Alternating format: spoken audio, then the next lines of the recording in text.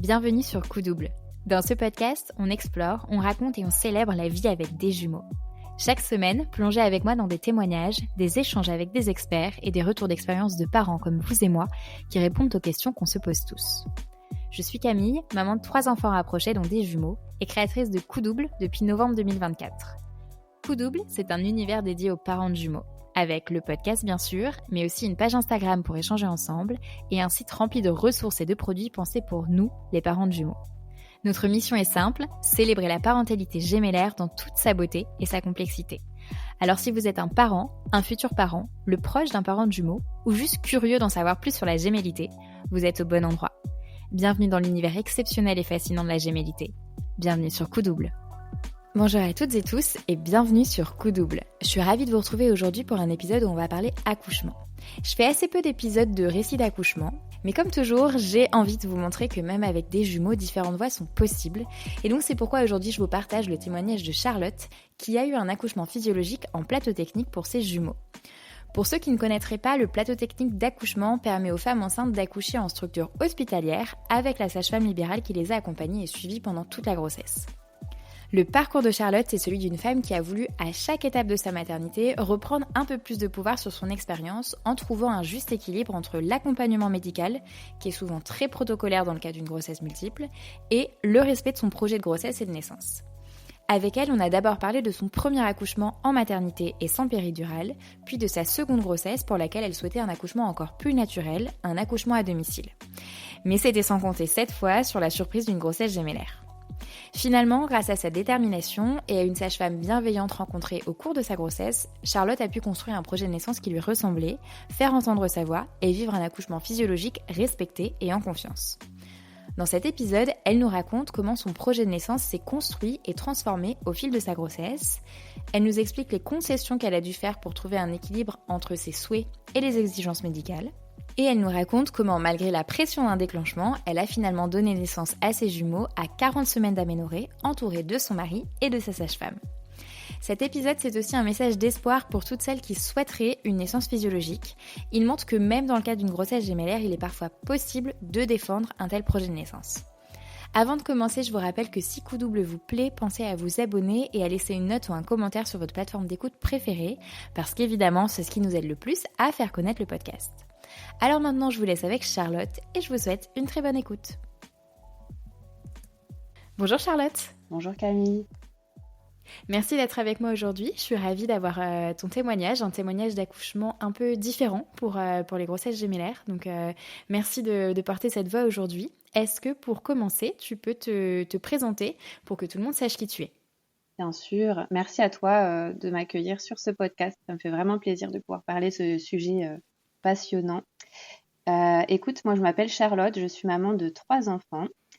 J'ai un premier enfant qui est né il y a bientôt 5 ans. Et puis on a accueilli nos jumeaux il y a 10 mois maintenant. Et donc dans la vie, je suis naturopathe. J'ai toujours travaillé dans le bien-être. Je suis naturopathe depuis 5 ans, donc depuis la naissance de mon premier enfant. Voilà, j'ai toujours été passionnée de nature, de bien-être, de santé naturelle. Et ça s'est concrétisé vraiment il y a 5 ans. Tu nous as dit justement que c'était un petit peu corrélé, la naissance de ton premier enfant et ta formation en naturopathie. Est-ce que justement il y a un lien entre les deux ou ça s'est fait, les événements ont fait qu'il y avait le même timing, mais en fait il n'y avait pas de corrélation particulière? En fait, je pense qu'il y avait un lien inconscient, c'est-à-dire que avant d'être maman, je commençais à me poser des questions sur mon travail. Donc, j'étais esthéticienne et praticienne bien-être, exactement. Oui. Et donc, je commençais à me poser des questions. Je voyais que, voilà, quand j'accompagnais sur certains sujets reliés uniquement au bien-être, j'avais envie d'aller un peu plus loin, donner des conseils un peu plus poussés et comprendre un peu plus le corps et la physiologie. Donc, je me suis inscrite à une formation en naturopathie. J'ai quitté mon travail, ou en tout cas, je continuais, mais à temps partiel, en tant qu'esthéticienne. Et donc, pendant cette formation en naturopathie, ça m'a ouvert beaucoup de portes. Et donc, je suis tombée enceinte à ce moment-là, parce qu'on s'est dit avec mon conjoint que c'était le bon moment. J'avais plein de clés pour pouvoir préparer mon corps à la conception, puis préparer mon corps à avoir une grossesse optimale, optimiser ma santé le plus possible. Celle de mon conjoint également, bien sûr. Et puis, c'est vrai que ça m'a aussi permis de comprendre Même si je savais depuis longtemps que le jour où je serais maman, je voudrais une grossesse naturelle, un accouchement naturel, mais là, c'était encore plus approfondi pour moi, plus clair. Et donc, je savais que je voulais aussi un accouchement naturel pour mon premier enfant, par exemple. Qu'est-ce qu'il faut réunir justement pour être un petit peu plus aligné et favoriser la fertilité, la fécondation? Oui, alors en fait, pendant cette formation en naturopathie, on a surtout parlé de l'alimentation de la femme enceinte et de la micronutrition. Et puis, on est venu aussi le sujet de la détoxification pour éliminer toute toxine au niveau du corps humain qui pourrait encombrer l'organisme et donc soit limiter la conception, soit limiter la grossesse en santé. Donc en fait, avec mon conjoint, on a commencé déjà, on avait commencé un an auparavant à revoir notre alimentation, une alimentation vraiment plus vivante, forte en vitamines et minéraux, voilà. Et puis ensuite, plus complète en protéines aussi. Ça, c'est très important. Ouais. Et puis ensuite, 9 mois à peu près avant la grossesse, on a fait une détoxification limitée, c'est-à-dire qu'on a supprimé certains aliments de notre alimentation qui pouvaient encombrer notre organisme et le détoxiner. Et puis quelques mois avant la conception, on a fait un jeûne en fait, un jeûne de 3 jours entre nous, qui était encadré par nous-mêmes. Donc c'était on avait quand même des jus, des choses comme ça pour ne pas Ouais. non plus être dans un jeûne très poussé, mais ça nous a fait énormément de bien. On s'est senti ensuite vraiment vivant, fort, et puis on a repris une alimentation derrière vivante, équilibrée, protéinée là encore, riche de bons gras, pour aider notre système hormonal à reprendre son chemin, en santé aussi. Et puis je suis tombée enceinte très rapidement en fait après. Pendant la grossesse, justement, pendant cette première grossesse, qu'est-ce que tu mets en place, toi, pour être justement encore plus, du coup, en phase avec tout ce que tu apprends en parallèle dans ta formation en naturopathie? Est-ce qu'il y a des choses spécifiques que tu mets en place pendant la grossesse? Et qu'est-ce que tu envisages pour ce premier accouchement? Alors pendant la grossesse, je fais très attention à ne pas ingérer de choses toxiques dans mon alimentation. Je prends soin aussi de prendre des petits déjeuners vraiment protéinés, et ça me donne une force vraiment incroyable. Et puis ensuite, plutôt sur la sphère émotionnelle et nerveuse, on va dire, je prends soin de mon corps avec des cours de yoga prénatal. Ça m'a beaucoup aidée dans la gestion corporelle, dans la gestion du stress, voilà. Et puis dans la préparation à l'accouchement aussi. Et du Et coup, ensuite, justement, pour l'accouchement, qu'est-ce oui. que toi t'envisages pour ce premier accouchement? Quelle est justement la voie vers laquelle tu t'aimerais te diriger? Donc pour ce premier accouchement, je me dis simplement que je veux un accouchement naturel sans péridurale, le plus possible dans des positions favorables à un accouchement physiologique. Donc j'écris un projet de naissance, et puis le jour de l'accouchement, en fait, je me présente à la maternité, et l'accouchement se passe comme je l'avais souhaité. La sage-femme qui me réceptionne ce jour-là, que je ne connaissais pas évidemment, lit mon projet de naissance, et puis le respecte. Donc c'est plutôt un accouchement réussi pour moi, qui se fait rapidement, et puis voilà, un allaitement aussi derrière qui se met facilement en place, une délivrance aussi qui se met bien. Enfin voilà, tout se passe très très bien. Donc j'ai un bon vécu. Ouais. Voilà, mais derrière ça, je décide de me former un peu plus. Et donc, parce qu'avec mon conjoint, on savait, pas tout de suite, mais qu'on souhaiterait avoir d'autres enfants. Donc, pas très longtemps après la naissance de mon premier enfant, un an après, je décide de me former en périnatalité holistique pour aller un petit peu plus loin Est-ce que sur, tu peux m'expliquer ce que c'est que la périnatalité holistique? oui, donc là, c'est vraiment l'idée de comprendre la physiologie et de la grossesse et de la conception avant et du postpartum. Donc la physiologie, c'est vraiment comprendre comment fonctionnent nos cellules, comprendre comment fonctionnent nos systèmes dans toutes ces étapes-là, et puis en prendre soin pour prévenir et optimiser notre santé en fait dans toutes ces étapes-là. Donc là, on a encore à nouveau parlé alimentation. On a parlé aussi métabolisme. J'ai appris beaucoup de choses sur l'alimentation métabolique et ancestrale. Ouais. Ça m'a permis derrière de faire d'autres changements dans mon alimentation. On a aussi parlé épigénétique. Voilà. Et la notion d'holistique, ça veut dire qu'on prend pas que le corps, on parle aussi du mental, de l'esprit. Donc, on parle aussi de gestion du stress, on parle de nos émotions, on parle de l'importance de l'environnement dans lequel on vit, dans lequel on va accueillir notre bébé. Voilà. Et donc, pour la naissance, ça m'a permis de comprendre encore beaucoup de choses et de souhaiter autre chose pour mes futures naissances, Ça grossesse et marche. naissance. Cette seconde formation, c'était un complément à ta formation initiale de naturopathe qui venait du coup dans un projet professionnel, ou c'était plutôt une formation pour toi personnelle, justement pour ces futures naissances à venir? En fait, c'était une formation plus personnelle, Ouais. mais forcément, ça m'a donné envie d'en parler plus et de pouvoir accompagner plus sur ce sujet-là autour de moi.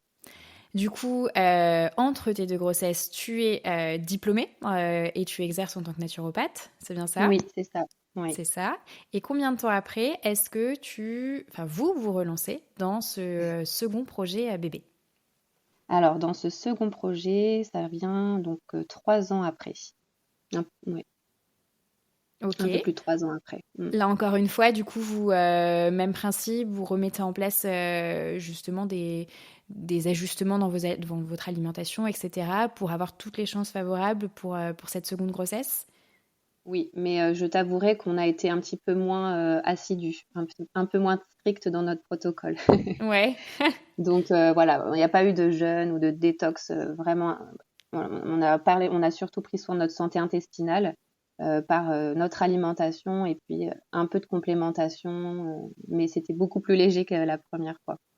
Ça marche. Et du coup, ce second projet, est-ce que aussi rapidement que le premier, est-ce que finalement tu te retrouves enceinte comme la première fois? Ah oui, oui, oui, très rapidement.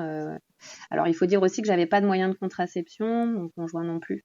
Ou en tout cas un moyen de contraception classique. Ouais. Donc voilà, c'est très facile d'arrêter. Et puis, disons que hormonalement, quand je parle de contraception classique, c'est qu'il n'y avait pas Il n'y a pas eu de comment dire. modification hormonale. Exactement, Mm. voilà. Donc on était sur une contraception naturelle. Et donc voilà, c'est vrai que dès qu'on s'est décidé, j'ai été tout de suite enceinte. Et d'ailleurs, très connectée, je pense, à ce moment-là à mon corps. Je l'ai senti tout de suite, en fait. Dès les premiers jours, j'ai senti que mon corps était différent. C'était très intense. On comprendra après pourquoi, je pense. Je pense qu'on se doute un petit peu. Ok, du coup, première échographie, j'imagine. Oui, en fait, alors, suite à cette formation, qui m'a vraiment permis d'avoir vraiment confiance encore plus en moi, confiance à mon corps, confiance en mon bébé, en ma grossesse. En fait, je décide d'être peu suivie. J'avais envie d'être très peu suivie pour cette grossesse parce Oui, que je savais que ça se passerait bien. Je me dis aussi que j'aimerais accoucher à la maison si ma grossesse se passe bien et puis soit accompagnée, soit seule. Je verrai sur le moment. Donc, je décide en fait de rencontrer une sage-femme un peu sur le tard pour valider le fait que je sois enceinte, tout simplement. Mais je le savais très bien, donc je vais la voir. Je crois que j'étais presque à 3 mois en fait.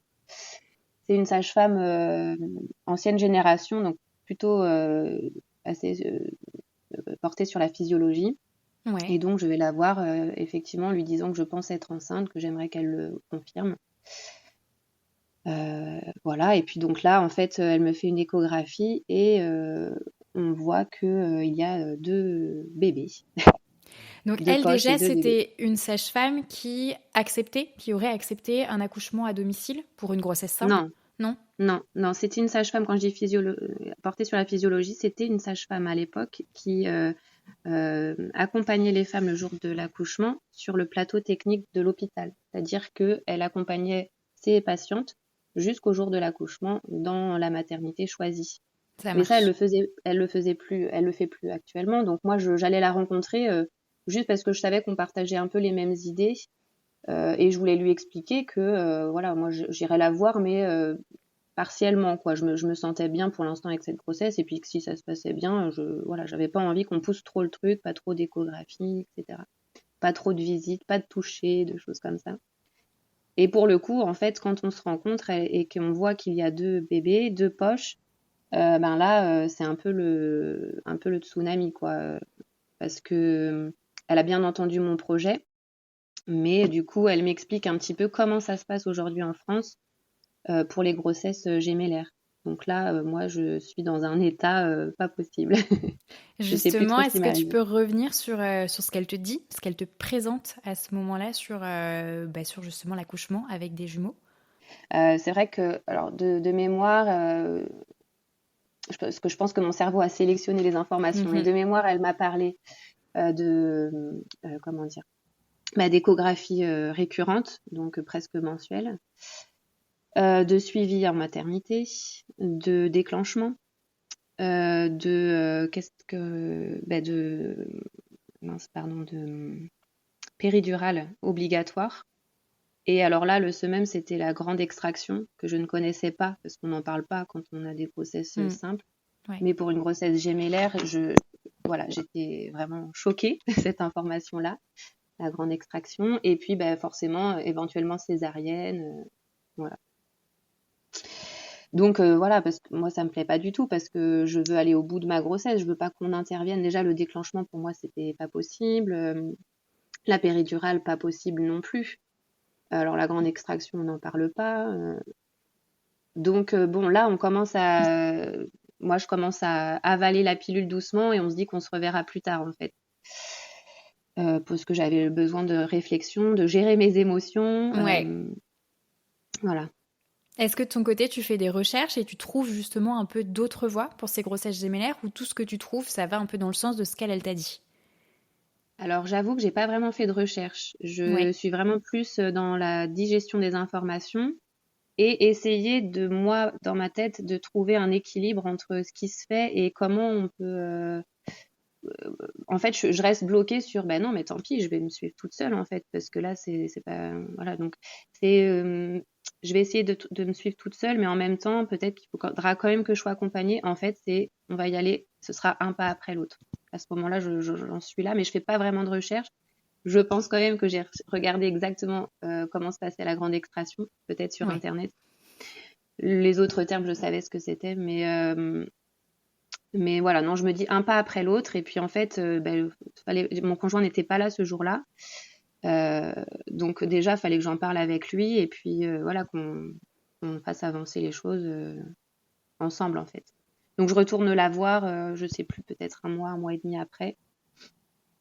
Et puis là, du coup, on parle possibilité, en fait. On essaye de trouver des agencements, voilà, comment on peut faire. Donc elle me conseille de trouver des sages-femmes qui interviennent sur le plateau technique, parce qu'elle me dit peut-être que ce serait possible. Après, il faut voir avec les maternités.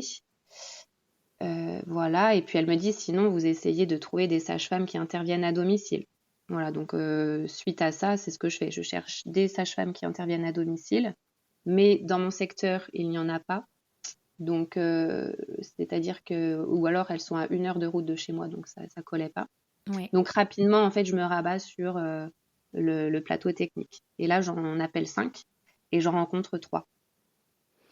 Est-ce que tu peux rapidement nous expliquer ce que c'est que Mm, le plateau technique, avant de rentrer oui, justement dans ton parcours et le cheminement que toi t'as fait pour cet accouchement, mais qu'est-ce que c'est en fait un plateau technique? oui. Alors, je ne sais pas si j'aurai les termes précis, mais de ce que j'en sais, pour moi, le plateau technique, c'est vraiment, on a à disposition la salle de maternité, la salle de naissance, et on est là seul avec notre sage-femme qui nous accompagne pour cet accouchement. Il n'y a pas d'intervention autre. Voilà, on est là, on loue entre guillemets l'espace pour pouvoir donner naissance en petit comité, et donc avec une personne qu'on connaît. Ça marche. Donc c'est au sein de la maternité pour que s'il y a besoin d'une intervention de toutes sortes, elle puisse Oui. avoir lieu. Mais Mm, du coup, avec le moins d'interventions possible initialement et simplement accompagnée de la sage-femme qui t'a suivi. exactement, c'est ça. Donc tu disais, toi, tu as contacté, tu avais repéré 5 maternités avec plateau technique, tu en as contacté 3. Qu'est-ce qu'elles te disent à ce moment-là? Alors, c'est pas 5 maternités, c'est 5 sages-femmes qui interviennent Ok, en maternité. Ouais. Mais dans mon secteur, il y avait que 2 maternités. Bon, ce qui est déjà très bien parce que a priori, j'ai compris qu'il n'y en avait pas, ça ne courait pas les rues non plus. Donc, je rencontre ces 3 sages-femmes et en fait, sur les 3, il y en a 2 qui sont plutôt jeunes, qui ne se sentent pas les épaules en fait d'accompagner une grossesse gémellaire, enfin une naissance de jumeaux sur plateau technique parce qu'il y a la pression, même si on est dans les locaux de la maternité, il y a quand ouais. même la pression autour, pour elles en tout cas. Et donc, je crois que c'est uniquement 3 mois avant la naissance que je rencontre la fameuse sage-femme qui a, pour le coup, elle, l'expérience des grossesses gémellaires et aussi l'expérience des maternités de mon secteur. Donc, elle me dirige en fait aussi sur la maternité pour elle la plus sécure, enfin, dans le sens où elle se sent ouverte, où elle sent que cette maternité est ouverte à la Ouais. gémellité. C'est déjà arrivé, même si c'est un chemin semé d'embûches, voilà, c'est possible. Suite à cette rencontre-là, déjà, je me sens beaucoup plus apaisée et en confiance parce qu'elle a l'expérience, elle a les mots et c'est exactement ce dont j'avais besoin. Et elle respecte Euh, aussi le projet que toi, voilà, tu t'envisages aussi. oui, bien sûr. Bah, c'est-à-dire que à ce moment-là, il n'y a plus de projet d'accouchement à la maison Ouais. et c'est vraiment l'idée d'être en plateau technique et de respecter la physiologie. Mais elle, c'est son travail en fait. C'est une sage-femme, j'ai envie de dire une vraie sage-femme, mais on dit parfois une femme sage, c'est-à-dire qu'elle n'intervient pas, elle laisse la femme faire en fait. Elle est dans l'observation. Elle intervient que s'il y a besoin. Et voilà, c'est très respectueux et très agréable. Ouais. Mm. Ça marche. Donc là, tu es à 3 mois de ta date prévisionnelle Oui, d'accouchement. oui. Qu'est-ce que du coup, comment est-ce qu'avancent les discussions avec à la fois la maternité, avec à la fois ta sage-femme et toi, ton cheminement personnel? Est-ce que voilà, il y a des discussions qui se font entre vous tous? Oui, bah oui, oui, ça n'arrête pas. En fait, une fois que j'ai trouvé cette sage-femme, elle me conseille d'aller rencontrer la maternité. Elle, bien sûr, de son côté, elle échange aussi avec la maternité. L'idée, en fait, c'est de se présenter et puis leur présenter le projet et d'ajuster là encore, en fait. On rentre un peu dans des phases de négociation entre l'hôpital, la sage-femme et moi et mon conjoint. Euh, donc, en fait, rapidement, je vais rencontrer cette maternité. Je rencontre les 2 gynécologues, mais sur 2 dates différentes, parce que c'est une maternité qui reçoit plusieurs gynécologues. Je rencontre aussi l'anesthésiste. Bon, voilà, j'essaye de suivre un petit peu leurs directives, quoi. Et puis, lors de ces échanges, en fait, ben, on parle de leurs obligations, entre guillemets, leurs peurs aussi. Et moi, je leur parle vraiment de mes souhaits profonds et puis de ma confiance et que il faut qu'ils aient confiance en moi aussi parce que ce sera comme ça et pas autrement, en fait. Donc, je comprends aussi qu'il faut, comme je le disais tout à l'heure, négocier. Donc, j'accepte certaines choses. C'est-à-dire que, voilà, quand il me dit qu'ils ont l'habitude de mettre la péridurale et que moi, je ne veux pas, la sage-femme, entre 2 rendez-vous, me dit bah, proposez-leur d'accepter la péridurale, mais sans injecter le produit, en fait. Donc, qu'on me pose l'appareillage, mais sans me... Et donc, voilà, je lui dis je suis prête à ce qu'on me fasse ça, en fait, à cette option. Voilà, le déclenchement, je leur explique que je n'ai pas envie non plus. Donc là, on rentre aussi dans une phase de négociation. Au lieu que ce soit 39 semaines ou 38 semaines dans cet hôpital, on se dit, bon, il me dit, je suis d'accord pour qu'on attende 39 semaines. Vous m'appellerez à 39 semaines et on avisera. Et puis ensuite, avec ma sage-femme, petit à petit, elle me conseille sur comment faire pour que l'accouchement en maternité soit le plus similaire à un accouchement à domicile. Qu'est-ce qu'elle te donne par exemple là, Alors, comme par exemple, conseil par rapport à justement un peu la physiologie, le naturel, même si c'est en ouais, maternité? voilà, c'est ça. Elle me conseille d'emmener mes draps, par exemple, des choses auxquelles je n'aurais pas pensé, des draps, mes coussins. Si j'en ai l'habitude d'utiliser des petites huiles essentielles, voilà, surtout certaines huiles essentielles intéressantes lors de l'accouchement, d'emmener mes infusions, mes boissons, mes encas, d'emmener aussi de la musique, d'emmener de la lumière. Et voilà, c'est tout ce qui me vient. Ouais, en fait, Et ça recréer nous a permis de un nous mettre. espace Voilà, qui rappelle les objets du quotidien que tu aurais pu retrouver chez toi, exactement. mais de les ramener là-bas pour avoir cet espace-là, même si c'est en plateau. Voilà, exactement. Et donc là, voilà, ça permet de construire vraiment un petit espace cocooning. Et comme tu le dis très bien, avec ses affaires à soi, ses odeurs aussi. Ouais.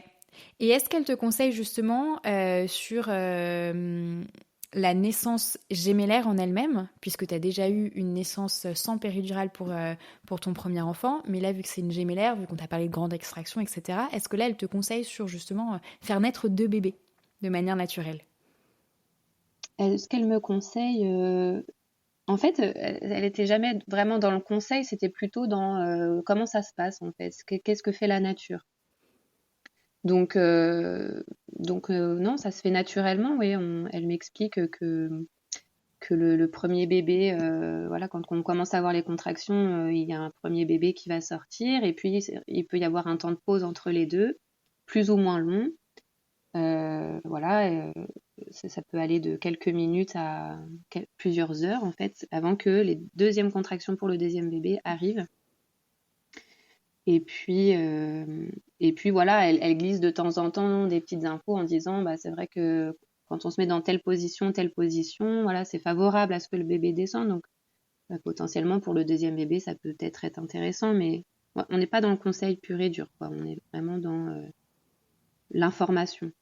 Justement, tu as évoqué cette fin de grossesse avec l'accord de contacter la maternité à partir de 39 semaines. Au final, qu'est-ce qu'il en est? Jusqu'à quel terme est-ce que tu vas mener cette grossesse? Eh bien, je fais un petit peu la sourde oreille à 39 semaines parce que je sais que mes bébés sont toujours pas prêts à sortir. Tout se passe bien. Je vis une grossesse très agréable, même si elle est très lourde. Et à 39 semaines, voilà, je sens que tout se passe bien, et j'ai vraiment pas envie de suivre la pression, donc je n'appelle pas la maternité. Par contre, je garde un lien très proche avec la sage-femme. On discute souvent par téléphone. Je lui donne un petit peu, éventuellement, quelques petits symptômes qui pourraient laisser penser que les bébés arrivent. Et puis, elle m'observe, on prend rendez-vous, plutôt que d'appeler en fait la maternité. Sauf que la maternité nous appelle à 40 semaines en fait, Ouais. et nous demande qu'est-ce qui se passe, pourquoi vous n'êtes pas là, pourquoi vous ne nous avez pas appelé. Voilà. Parce que c'est vrai que c'était un peu l'idée normalement. Donc à 40 semaines, eh bien, il nous explique que si je ne viens pas à la maternité aujourd'hui, le jour de l'appel, ce sera compliqué de nous recevoir pour la naissance de mes jumeaux. Donc je décide un petit peu en larmes en fait, complètement en larmes même, d'appeler ma sage-femme et puis de voir qu'est-ce qu'on fait. Et donc là, elle me rassure tout de suite. Elle me dit, écoute, on s'est vu il y a 2 jours, le travail commence un petit peu à se faire, mais peut-être qu'on peut le stimuler un petit peu naturellement. Et donc c'est ce qu'on fait, je vais la voir, et puis suite à ça, je prends un rendez-vous pour de l'acupuncture, je bois des petites potions magiques, je m'applique des huiles essentielles. Et donc, je rappelle la maternité, je leur explique que bah, là, on a mis plein de choses en place et que je sens que ça va arriver. Et voilà, j'arrive le lendemain, en fait, à la maternité. Donc, tu arrives du coup pour cet accouchement en plateau, accompagné de ta sage-femme. Comment est-ce que ça Oui, se passe le jour J? Est-ce que tu peux nous raconter dans les grandes lignes, justement, comment oui, est-ce que ça s'est passé pour toi, cette naissance naturelle avec des jumeaux? oui.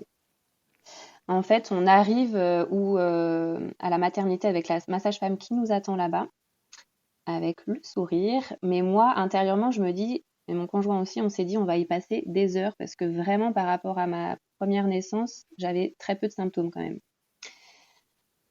Et finalement, en fait, je me sens plutôt détendue. Elle nous installe, voilà, elle nous propose de nous installer. Donc, on crée notre petit cocon dans la salle de naissance. Rapidement, l'anesthésiste arrive pour me poser la péridurale, mais sans l'anesthésie. Oui. Et puis ensuite, on n'est que tous les trois dans la salle de naissance. Et les contractions s'intensifient en fait très rapidement. Je me cale sur ma musique que j'adore. Et puis, en fait, ma sage-femme nous laisse discuter, voilà, on discute. Elle me met à disposition le ballon, elle me met plein de choses à disposition. Et en fait, je suis mon instinct, je vais me mettre là où je ressens le besoin. Je suis beaucoup restée sur le ballon d'ailleurs. On discute, on boit, on mange un petit peu. Et puis petit à petit, je me mets au sol.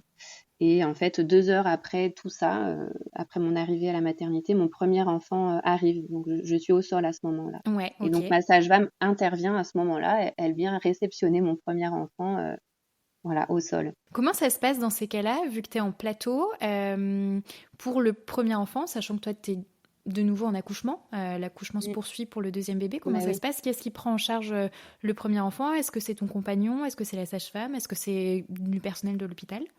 Tout de suite, la sage-femme, je le réceptionne en fait. Elle m'aide à l'attraper et je le réceptionne. Et c'est mon conjoint qui prend notre premier enfant et qui le garde en peau à peau le temps que moi je reprenne mes esprits et que les prochaines contractions arrivent. Donc en fait, on est dans une ambiance, voilà, on est trois finalement, enfin quatre avec la sage-femme.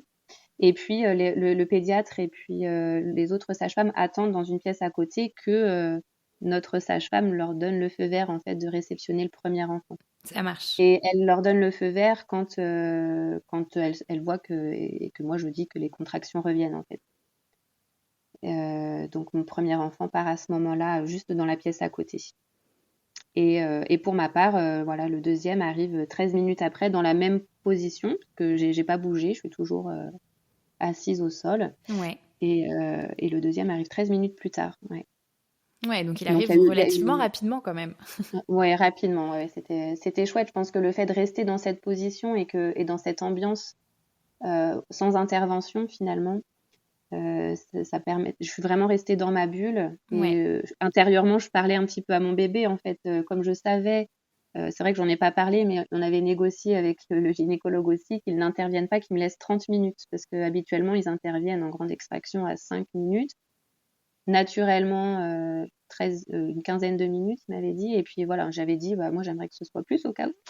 Donc il m'avait laissé 30 minutes. Donc c'est vrai qu'intérieurement, je me disais, allez, mon bébé, il faut y aller, tout est OK et tout. Est-ce que ça a aidé? Je sais pas, mais en tout cas, effectivement, c'était assez rapide. Donc on est resté voilà 10 minutes avec mon premier bébé dans nos bras. Et puis le deuxième est arrivé 13 minutes ensuite quand le premier a été voir le pédiatre. Ça marche. Donc là, tu passes aussi un moment avec le deuxième bébé. Et donc là, alors on passe un moment, mais un peu plus rapide parce que finalement, ils nous apportent, dès que le deuxième est né, c'est vrai qu'ils nous ont apporté notre premier bébé, le temps de rapidement peser le deuxième. Et puis voilà, ils nous l'ont rapporté pour qu'on puisse avoir les deux sur nous, enfin sur moi dans un premier temps, les poser pour commencer l'allaitement.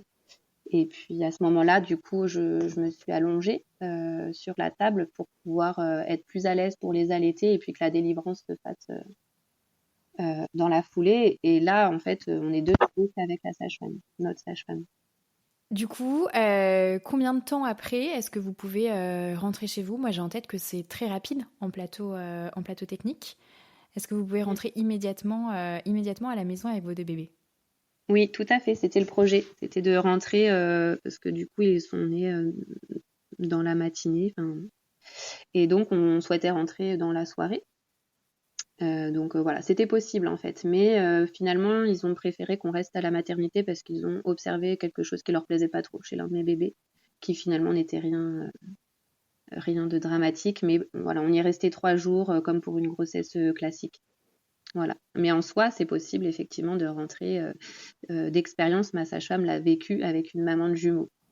La maman avait donné naissance à ses jumeaux et était rentrée 2 heures après, je crois. Voilà. Ça marche. Est-ce que dans tout ce parcours où au final t'es arrivé à faire un peu respecter tes choix et ton projet naissance tout en faisant des concessions comme tu nous l'as dit, est-ce que toi t'as rencontré des difficultés? Qu'est-ce qui pour toi était justement le plus difficile dans ton parcours et au contraire qu'est-ce qui a été selon toi assez simple et facilité dans ce deuxième parcours d'accouchement gémellaire? Le plus difficile, c'était toutes les annonces en désaccord avec ce que je souhaitais et de trouver en fait, de trouver les personnes ou la personne qui était le plus juste pour moi. Ça, c'est vraiment important, je trouve, c'est de trouver la personne juste pour soi. Et donc ça, c'était difficile. Alors, est-ce que c'était parce que dans mon secteur, il y a peu de personnes ou parce que c'est très peu répandu, effectivement. Voilà, je ne sais pas pour quelle raison, mais c'est vrai que c'était un peu difficile. Et la rencontre aussi avec les médecins, avec les gynécologues, parce qu'ils sont très protocolaires, ils sont très impressionnants. Donc ça, j'ai trouvé aussi que c'était une épreuve. Et puis le plus facile, c'était simplement une fois qu'on a trouvé cette personne, de se laisser porter en fait, d'être en confiance. Je pense que ce qui m'a aidée aussi, c'était de prendre soin de moi. Voilà, comme le yoga prénatal, j'en parlais, les méthodes d'autonomie, enfin voilà, il peut y avoir plein de choses, mais effectivement, de la méditation, prendre soin de soi pour faire descendre la pression, ça c'était vraiment important. Ça marche. Et du coup, en suite de couche, postpartum direct, comment ça se passe pour toi justement suite à cette grossesse gémellaire? Donc l'idée, c'est que cette sage-femme, elle suive le postpartum, on va dire, les soins post-accouchement à domicile. Donc c'est pour ça aussi qu'on a la possibilité de rentrer rapidement. Et donc là, elle vient à la maison tous les 2 jours, il me semble, pendant 15 jours à peu près, pour des soins, pour moi, pour discuter aussi, et puis pour aussi un peu prendre le relais avec mes bébés. Donc ça se passe très bien. Je me sens bien parce qu'elle est très rassurante. Et puis, elle me donne des conseils aussi. C'est vrai que à ce moment-là, en fait, moi, je me laisse complètement porter. Donc, c'est intéressant. Enfin, c'est chouette pour moi d'avoir une personne qui s'y connaît et qui me donne des conseils sur mesure. Elle me fait des petits rappels sur l'alimentation. Elle me fait des petits rappels sur certaines complémentations qu'elle m'avait conseillées d'ailleurs en amont et que j'avais pris. Voilà, donc je me sens vraiment en forme en fait.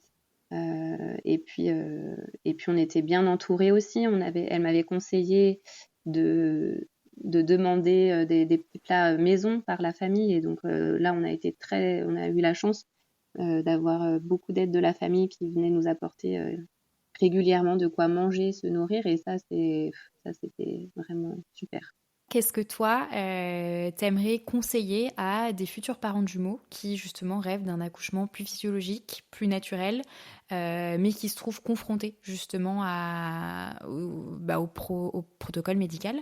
Qu'est-ce que toi, tu pourrais leur conseiller ou leur dire?